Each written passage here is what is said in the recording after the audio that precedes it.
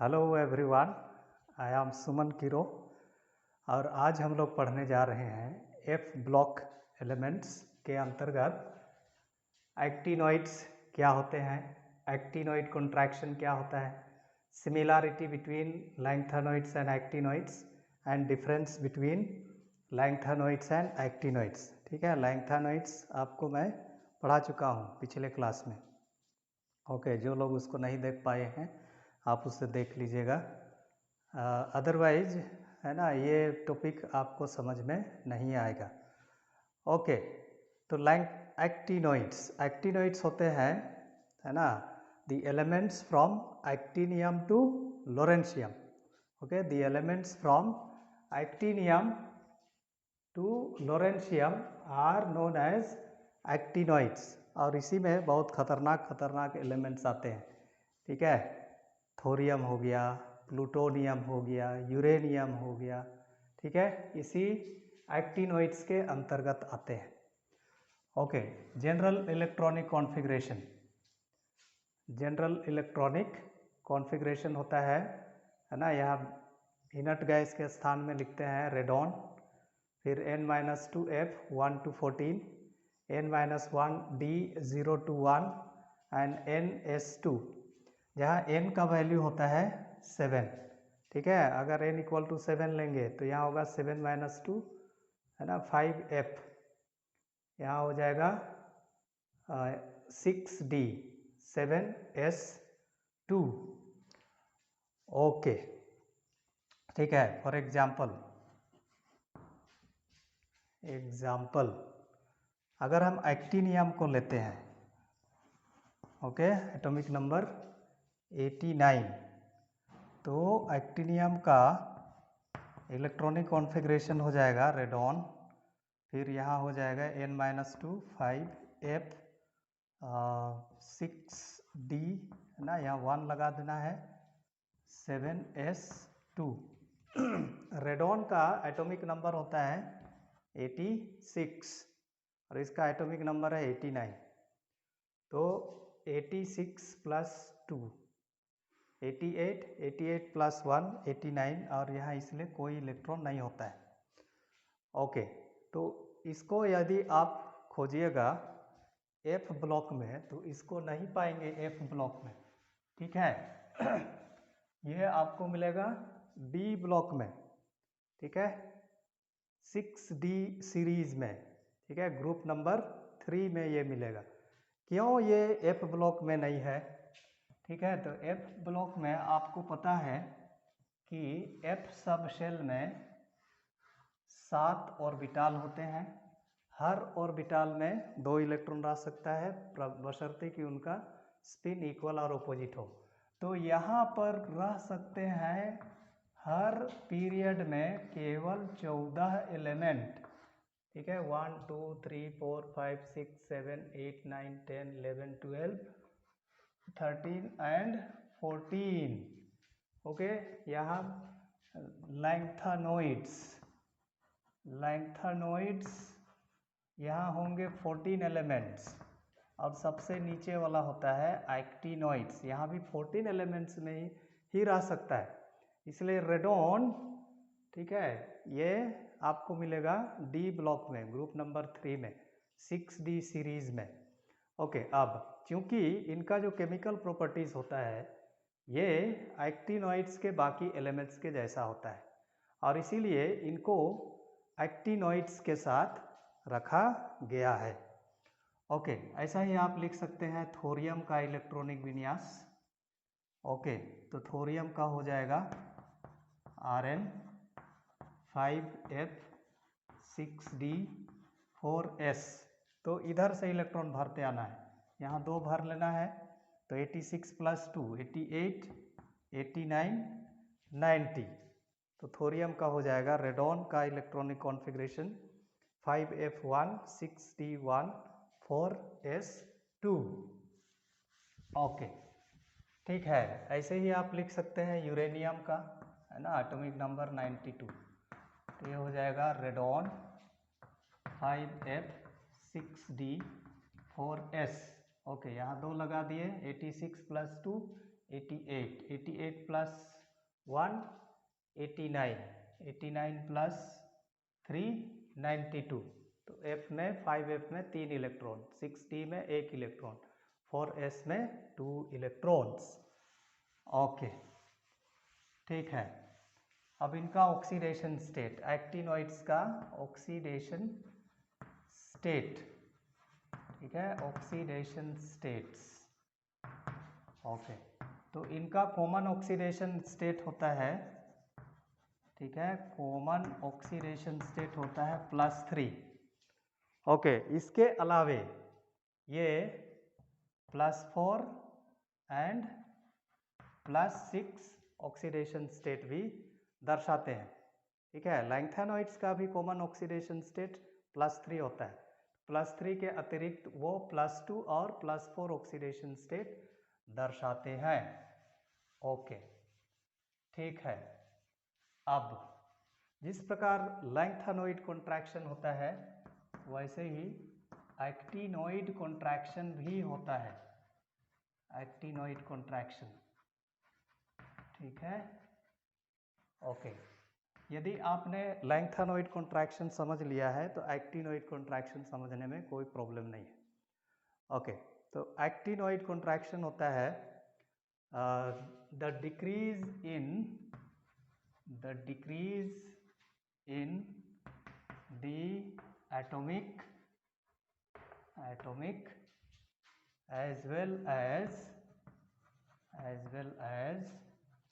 ionic radii in moving from left to right, that is, okay, from actinium to lawrencium in the actinoid series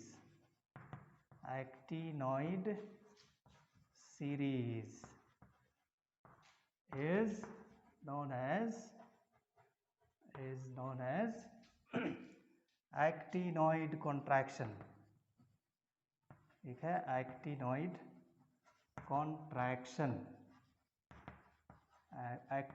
contraction. Okay, so actinoid contraction is the decrease in the atomic as well as ionic radii in moving from left to right, that is from actinium to lawrencium in the actinoid series. Okay, ठीक है। अब इसका क्या कारण है, ठीक है, इसका कारण क्या है, what is the cause of actinoid contraction. तो इलेक्ट्रॉनिक कॉन्फ़िगरेशन में हम देखते हैं कि एक्टिनोइड्स में इलेक्ट्रॉन्स भरते हैं 5F सब शेल में। ओके, तो in actinoids electrons are getting filled in 5F subshell, okay. अब लेफ्ट टू राइट जाने से क्या होता है, न्यूक्लियर इफेक्टिव चार्ज बढ़ता है। In moving from left to right the effective nuclear charge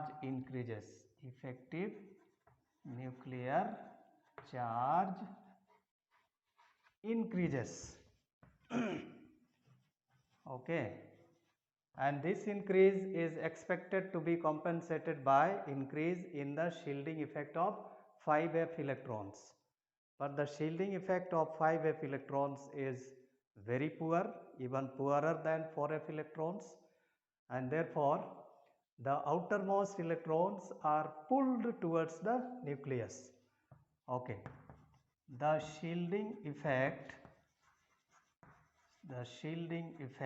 of 5F electrons, okay, 5F electrons are very poor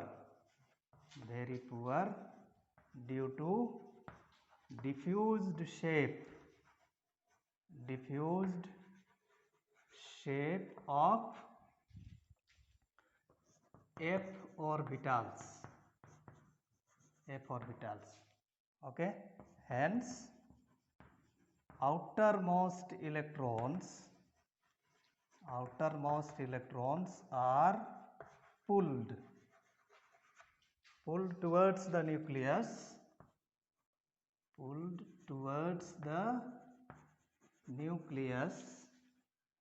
with a greater force,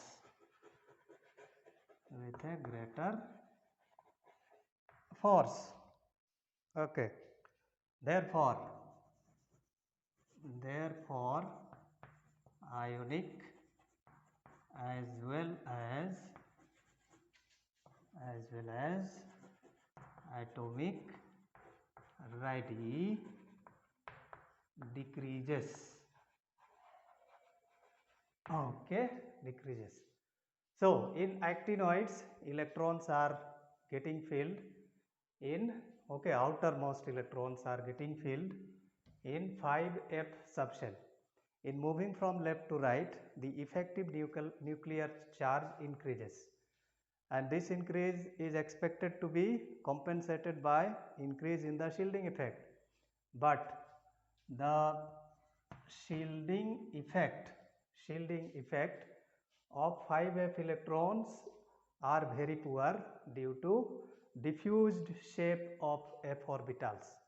और इसीलिए क्या होगा, आउटर मोस्ट इलेक्ट्रॉन्स न्यूक्लियस के द्वारा अधिक फोर्स के साथ अपनी ओर खींचे जाते हैं, और इसीलिए क्या होता है, आयोनिक और एटॉमिक रेडियस कम होता है, ओके, ठीक है।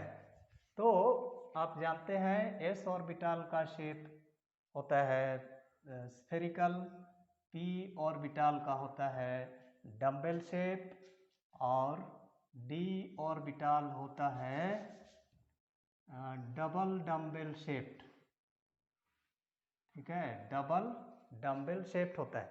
लेकिन एफ ऑर्बिटल का है ना डिफ्यूज शेप होता है, इस प्रकार से वेल डिफाइंड शेप नहीं होता है, और इसीलिए इसका शील्डिंग इफेक्ट कम होता है। शील्डिंग इफेक्ट मतलब न्यूक्लियस के पॉजिटिव चार्ज का इफेक्ट को रोकना। तो ये जो 5f इलेक्ट्रॉन्स होते हैं ये इसे नहीं रोक पाते हैं, ओके। तो क्वेश्चन में पूछा जाता है कि from element to element actinoid contraction is greater than lengthenoid contraction, why? Okay, so from element to element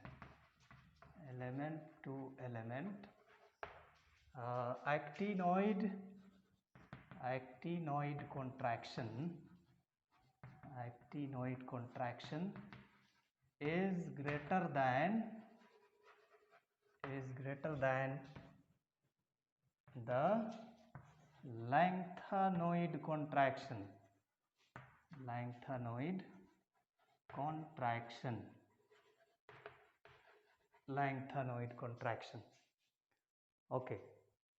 तो इसका कारण है कि 5f इलेक्ट्रॉन्स का shielding effect poorer than 4f electrons होता है, ओके। तो यहाँ लिख देना, कारण पूछेगा तो it is due to the poorer shielding effect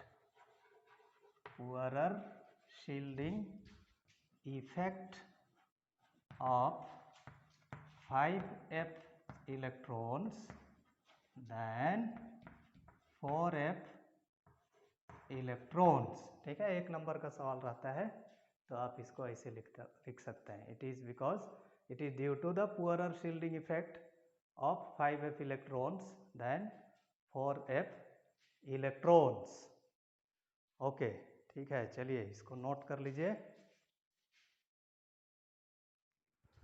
okay. अगला है similarity between lanthanoids and actinoids, okay. First similarity तो ये है कि दोनों का डोमिनेंट ऑक्सीडेशन स्टेट +3 होता है, इसको यहाँ पर लिख दिया हूँ, both show dominant oxidation state of +3। Second, ये दोनों इलेक्ट्रोपॉजिटिव होते हैं। इलेक्ट्रोपॉजिटिव होते हैं मतलब अपना अष्टक इलेक्ट्रॉनों का त्याग करके पूरा करते हैं, and therefore they act as reducing agents. तो रिडक्शन के लिए जो आवश्यक इलेक्ट्रॉन आवश्यक है वो इनके द्वारा सप्लाई किया जाता है, क्योंकि इलेक्ट्रोपॉजिटिव है, इलेक्ट्रॉन का त्याग करके अपना स्टेप पूरा करते हैं, और इसीलिए ये इलेक्ट्रॉन सप्लायर है, और इसीलिए ये रिड्यूसिंग एजेंट का काम करते हैं।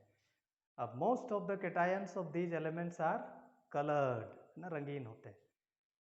Fourth similarity, both of them show decrease in ionic and atomic radii in moving from left to right, है ना। Lanthanoids show lanthanoid contraction and actinoids show actinoid contraction. ठीक है, चलिए इसको नोट कर लीजिए।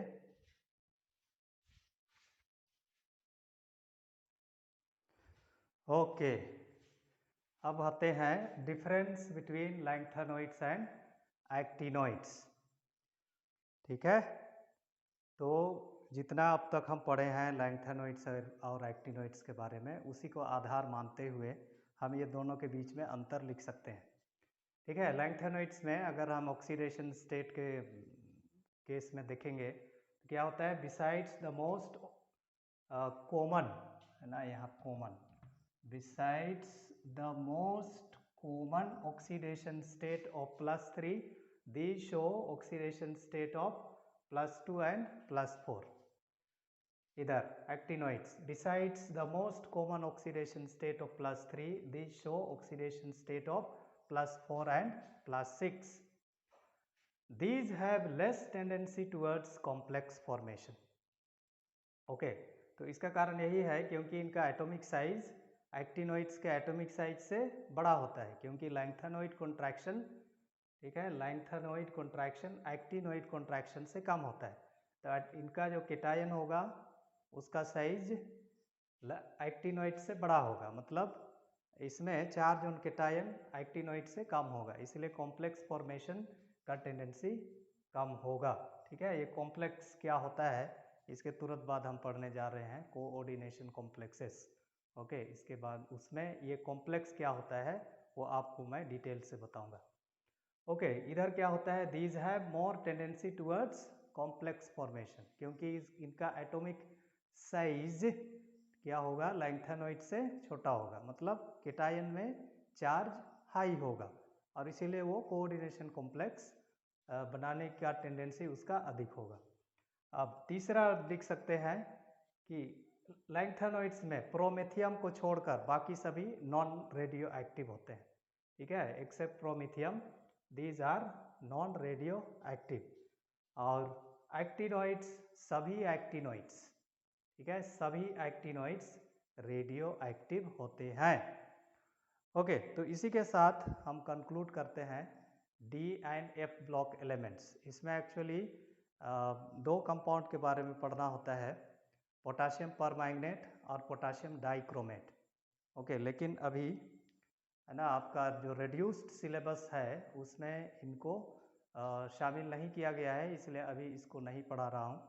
अगर इसको फिर से शामिल किया जाता है तो मैं इसे अवश्य इसका भी आपके लिए वीडियो बना दूंगा। ठीक है, तो अगला हम लोग पढ़ेंगे कोऑर्डिनेशन कंपाउंड्स। ठीक है, बाकी ओके, तब तक के लिए आप अपना ख्याल रखिए, घर में रहकर ही पढ़ाई कीजिए। ठीक है, ओके, बाय।